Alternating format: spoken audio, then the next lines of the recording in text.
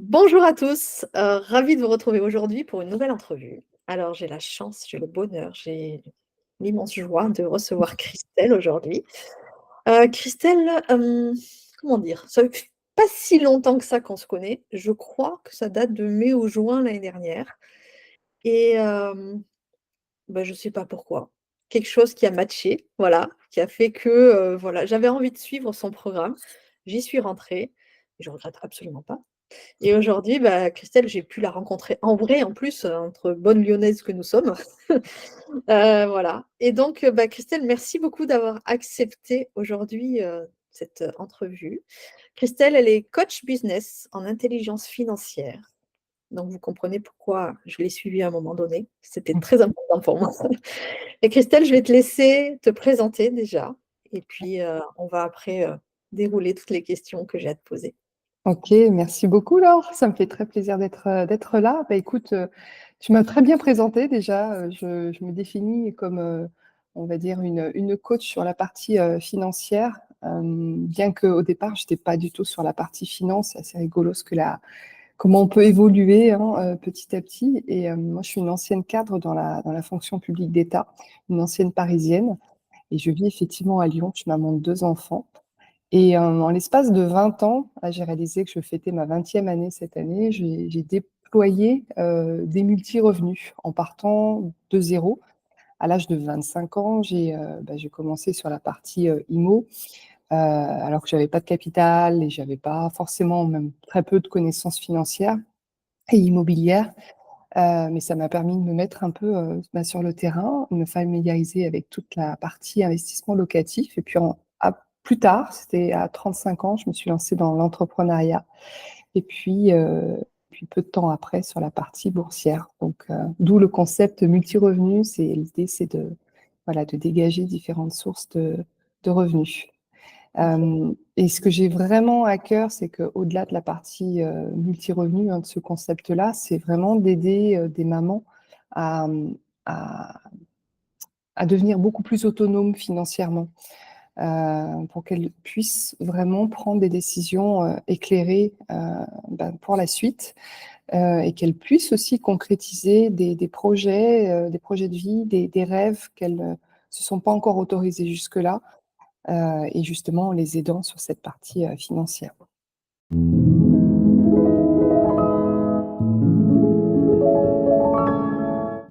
Ah, je t'écoute et j'ai l'impression de revoir tout le programme que nous avons fait ensemble.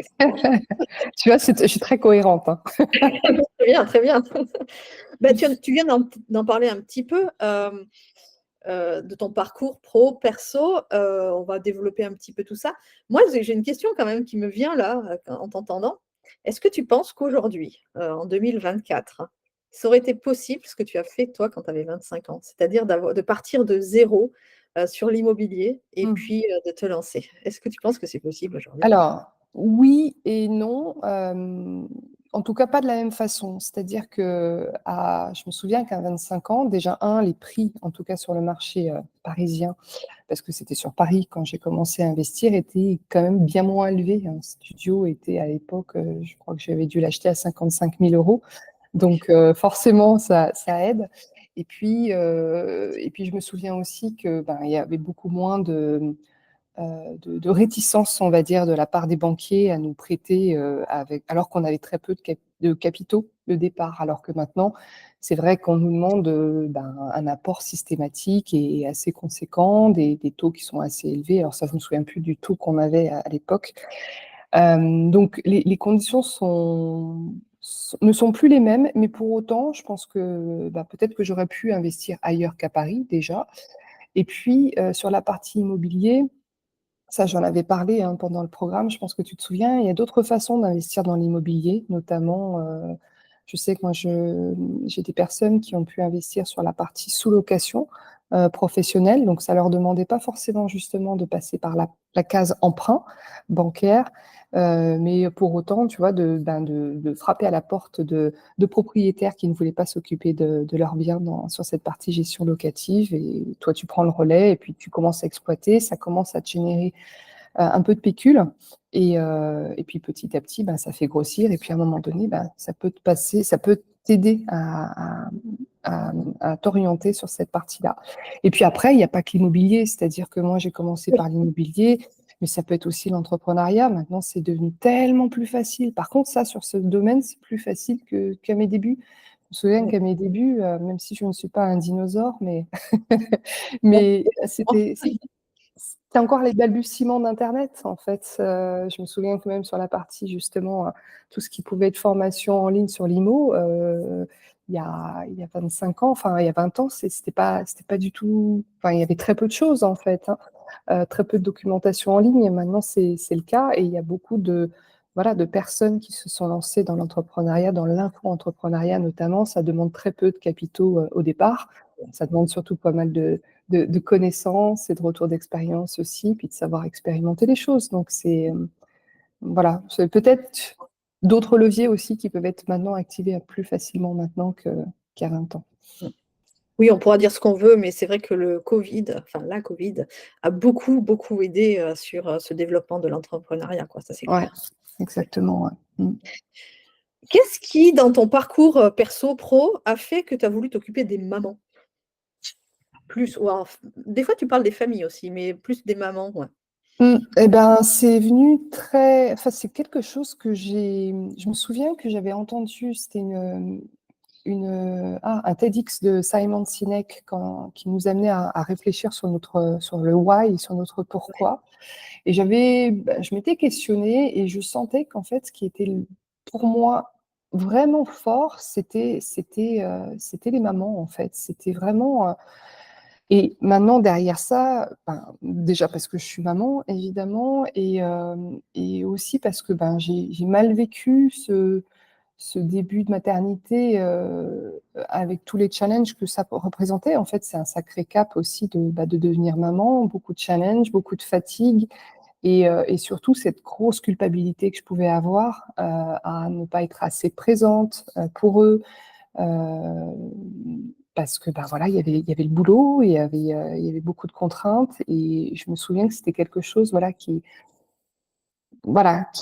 était difficile pour moi, et c'est pour ça qu'en fait c'est venu à un moment donné cette envie d'aider justement des mamans en miroir quelque part par rapport à moi, hein, par rapport à ce que j'ai pu vivre. Complètement.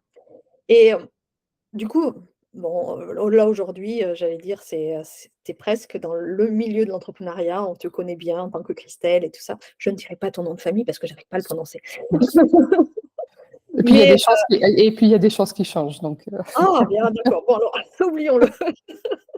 Aujourd'hui, on te connaît bien sur ce que tu fais en tant qu'intelligence financière. Quels sont les défis que tu as dû surmonter justement pour arriver jusque-là? jusqu'à ce sujet-là, en fait, ouais, sur ce positionnement.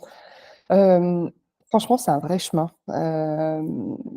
Déjà pour me positionner, on va dire sur cette thématique, ça m'est pas venu tout de suite. C'est venu au fur et à mesure. Je me souviens que quand je me suis lancée dans l'infoprenariat, au départ, c'était aider les mamans, mais sur la partie, les aider à préparer l'arrivée de bébé. Donc on était sur quelque chose de très, sur la thématique de la parentalité, avec sur la préparation tu sais, de tout ce qu'il y a à acheter pour l'arrivée de bébé, savoir tout ce qu'il y a à savoir sur, faciliter le sommeil et cetera, la fatigue, enfin bref. Donc une partie aussi organisationnelle, bref. Donc j'étais pas du tout sur ce sujet. Par contre, j'avais déjà quelque part aussi tu vois, ce public que j'avais en tête. Et, en fait, les défis, c'est que je n'y connaissais pas grand-chose. Même si j'avais investi dans l'immobilier, je me suis formée sur le tas, en fait, sur la partie IMO. Et sur la partie financière, ça a été un vrai challenge, parce que jamais, il y a encore peut-être 10 ans, j'aurais pu me dire: «Christelle, tu vas accompagner des personnes sur la partie financière». J'avais quand même peut-être un peu l'idée investissement immobilier, mais tu vois, là, sur la partie financière, c'était pas forcément quelque chose que j'avais en tête, d'autant plus que, ben, moi, j'étais plutôt une mauvaise élève, en fait. C'est-à-dire que j'étais une personne qui faisait pas du tout attention à ses dépenses. Le profil, financier, archétype financier romantique, donc à facilement claquer pour me faire plaisir, à facilement claquer pour partir en voyage. Donc Donc, et puis l'argent était tabou. Enfin, j'en parlais pas tant que ça. Je regardais pas mes chiffres. J'ai été aussi élevée dans une famille où bah, l'argent était sale, était mauvais. Enfin, nous amenait des mauvaises choses à vivre, etc. Donc, tout ça fait que enfin, d'ailleurs, rien que de te le dire, je me dis, mais comment j'ai réussi à investir dans l'immobilier avec déjà autant de, tu vois, d'appréhension sur la partie financière. Et pour autant, ben, petit à petit, j'ai appris à mieux gérer mon argent. J'ai appris à mieux gérer mon rapport à l'argent, à travailler sur mes croyances financières notamment, ce qui a été du coup beaucoup plus aidant ensuite sur la partie entrepreneuriale, parce que ça, ce qui est sûr, c'est que le défi, l'un des plus gros défis qu'on peut avoir quand on se lance en tant qu'entrepreneur, c'est que toutes les croyances financières qu'on pouvait avoir quand on était salarié ou fonctionnaire, ben, on va se les prendre en pleine gueule quand on devient à son compte, quand on se met à son compte, parce que là, je pense qu'il n'y a pas tous les mois, on n'a pas forcément de visibilité sur le mois prochain. On n'a plus ce salaire qui tombe. Donc, on est en vraie instabilité et cette instabilité, on la connaît pendant très longtemps et surtout dans les débuts où pendant des mois, tu vas chiffrer zéro. Donc, quand on est salarié et fonctionnaire, on n'y pense pas forcément. C'est-à-dire que ben, on se dit de toute façon, voilà, je vais avoir mon salaire en fin du mois et ça ira très bien. Et on n'a peut-être pas autant conscience tu vois, de toute cette appréhension qu'on peut avoir par rapport à l'argent, de cette peur de manquer d'argent. On peut en avoir un peu conscience, mais elle, elle nous éclate vraiment à la figure, encore une fois, quand on se met à son compte. Donc là, tout ça, ça m'a vraiment aidé. En fait, j'ai vraiment effectué un gros travail sur moi. Et puis petit à petit, je me suis dit, mais tout ce que j'ai appris, ça a tellement de sens en fait que je le diffuse aussi auprès de mon public et en l'affichant aussi. Ça a été un vrai travail, c'est-à-dire de, bah, voilà mon parcours. Ouais, je ne suis pas quelqu'un dans la partie financière au départ. Oui, j'ai été une mauvaise élève aussi, mais ça m'a donné encore, je pense, encore plus de légitimité en l'indiquant en toute transparence, en partageant justement mon retour d'expérience. Et,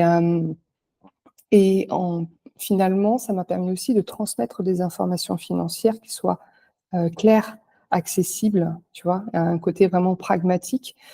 Si j'avais été une pro sur la partie financière, je sais que j'aurais pas été entendue de la même façon. Et moi, je m'adresse à des mamans qui n'y connaissent rien et pour qui l'argent, c'est pas forcément quelque chose qui les intéressait jusqu'alors, jusqu'au moment où là, ça devient un vrai enjeu. Mmh, complètement. Et quelles leçons tu as appris de tout ce parcours justement, de tout ça? Et puis les leçons que tu as appris aussi de tes clientes là? Ouais. En fait, là, j'avais fait récemment une présentation et j'aime bien synthétiser du coup les choses et en fait, c'est le concept cœur qui m'est venu et qui Mmh. m'a permis un peu de synthétiser tous ces enseignements que j'ai pu en retenir. Cœur, ben, on commence par la première lettre, hein, le C, la partie clarté. C'est-à-dire que j'ai vraiment à cœur d'aider les personnes à atteindre ce niveau de clarté et la clarté financière, évidemment, être au clair avec ses chiffres. Plus on est au clair sur ses chiffres, plus on va être au clair bah, sur la suite, en fait, hein, sur nos objectifs financiers, sur comment on peut y arriver, atteindre nos objectifs. Clarté sur soi aussi, clarté sur son pourquoi, clarté sur ses freins, sur ses blocages, clarté sur ses connaissances aussi, sur ses talents innés, sur ses compétences. À partir de là, en fait, pour moi, c'est vraiment la première étape. D'ailleurs, quand je commence à accompagner mes clients, je travaille toujours sur cette partie clarté voilà, pour poser déjà les bonnes fondations. Ensuite, dans cœur, ben, il y a le O. Donc O comme ouverture, ça c'est la partie vraiment une ouverture d'esprit. Le multi-revenu, bah, c'est une ouverture sur tout un champ, tout est possible en fait, tu vois. Ce côté un peu multifacette, s'ouvrir à plein de canaux de nouvelles sources en fait de revenus, mais ça nous demande justement d'être dans cet état d'esprit ouvert Mmh. sur toutes les opportunités et d'avoir cette vision à 360 degrés. Et, et je sais que ça, c'est à partir de là, quand on arrive à cultiver cet état d'esprit, plutôt que se dire, bah non, ça doit se passer comme ça, l'argent doit arriver de telle façon, et ça va arriver avec telle peut-être personne, etc. Bah, au contraire, se dire, bah, peu importe comment ça va se produire, le plus important, c'est que, encore une fois, je reviens sur la clarté, je suis au clair sur ce que j'ai envie de vivre, de ressentir, et et je fais confiance pour que les choses se passent bien. Ensuite, il y a le E de écosystème.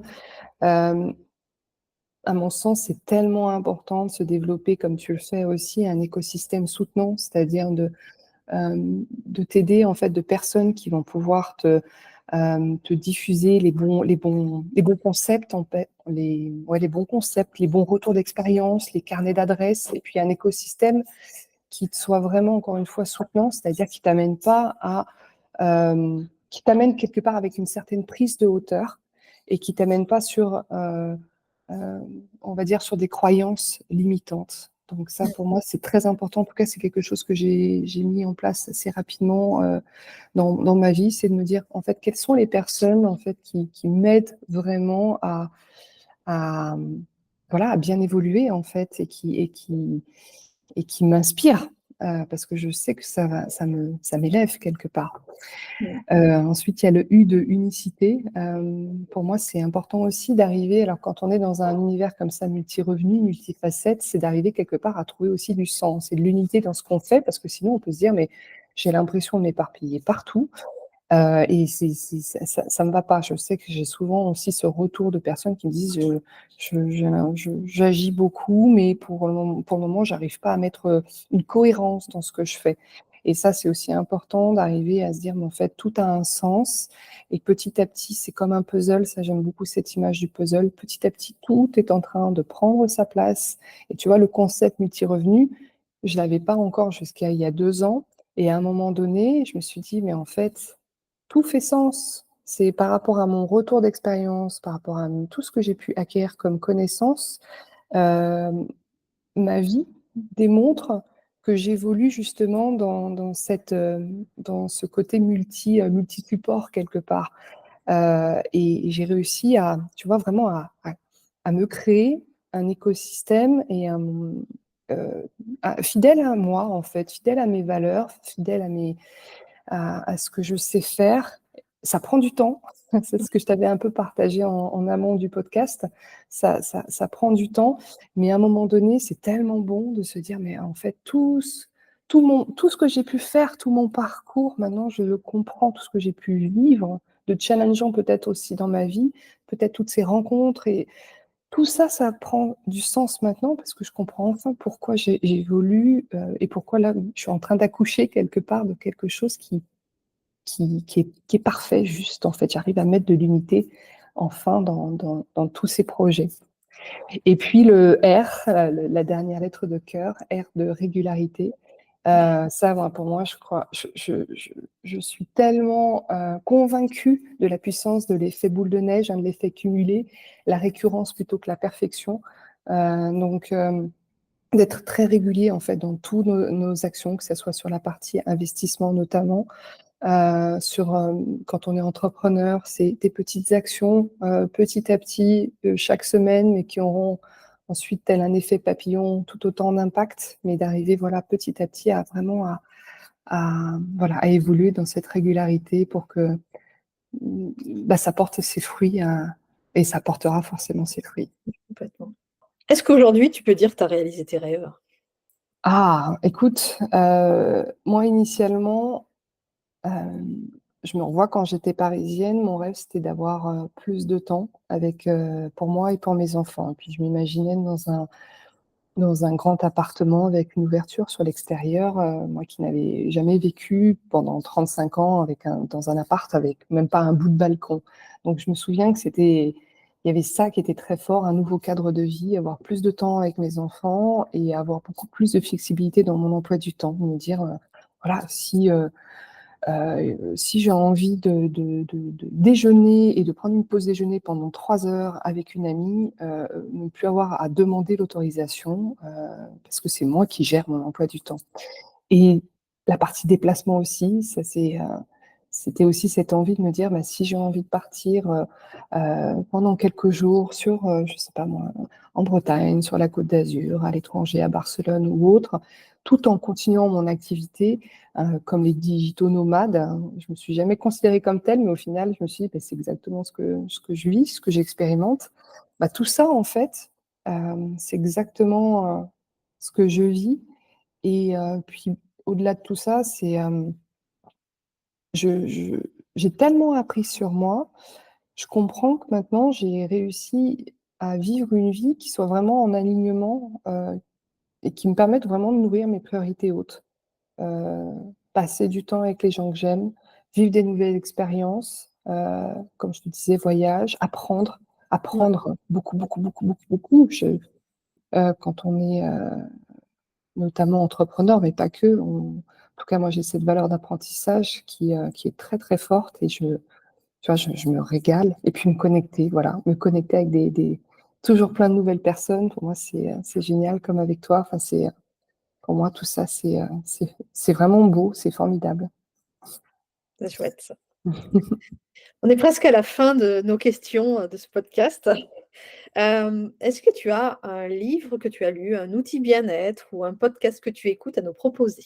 Ouais, alors écoute, il y a vraiment un livre, alors c'est j'aurais pu parler, hein, de livres financiers, j'en ai beaucoup.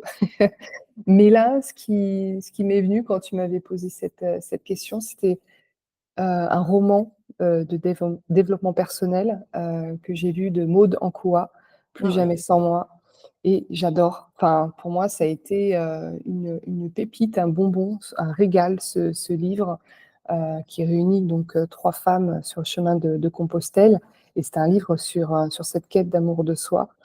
Hem Et au final, tu vois, le concept que je t'ai partagé, cœur, bah, c'est en lien quelque part avec ça. C'est qu'en fait, tout nous amène dans la vie à cultiver, cet amour de soi.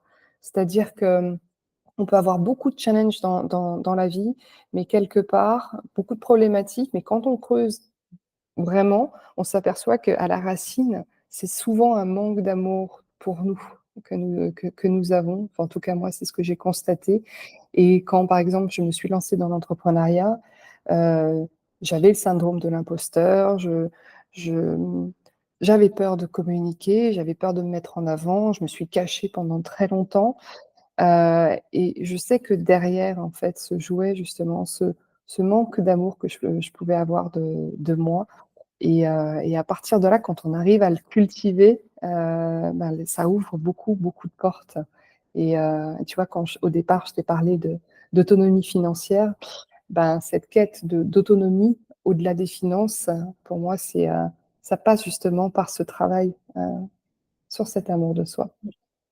l'estime de soi, c'est quand même quelque chose de super important. Enfin, qu'on soit entrepreneur ou qu'on soit salarié ou qu'on soit mère au foyer ou qu'on soit jeune ou qu'on soit vieux, Mmh.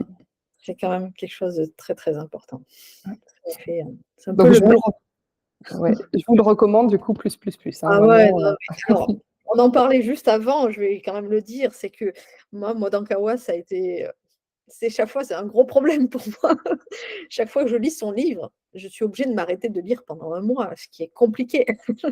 Donc c'est vrai que moi, j'avais commencé par Kilomètre zéro, et qui m'a beaucoup touchée. C'était l'année dernière et celui-là, c'est cette année. Je pense que le troisième, j'attendrai l'année prochaine, hein, parce que sinon Faut laisser du temps pour digérer, ouais. voilà, c'est vraiment des livres à digérer, ouais, plus qu'à lire et à digérer, voilà.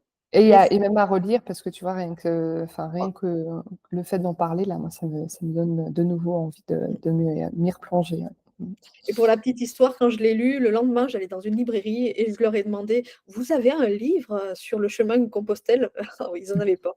Donc je me suis dit: «C'est que c'était pas le moment pour moi d'aller faire le chemin de Compostelle», mais ça m'a donné vraiment envie de le faire. Enfin, en tout cas, d'en faire une partie parce que je Ah trouve moi que aussi. c'est très intéressant, voilà. Ouais, exactement et puis ce chemin de Compostelle, ben, c'est comme, voilà, c'est notre quête à nous en fait, hein, que ce soit sur ce chemin de Compostelle ou peu importe, on est tous dans cette quête, à faire pour soi. Mmh. Complètement. On va finir par la dernière question, Christelle. Heu, Tes actus, qu'est-ce qui va se passer pour toi dans les prochains mois, dans les prochaines années, Ah, peut-être? écoute, alors prochaines années, j'ai pas autant de visibilité. Ce qui est sûr, c'est que bah, je continue à me former.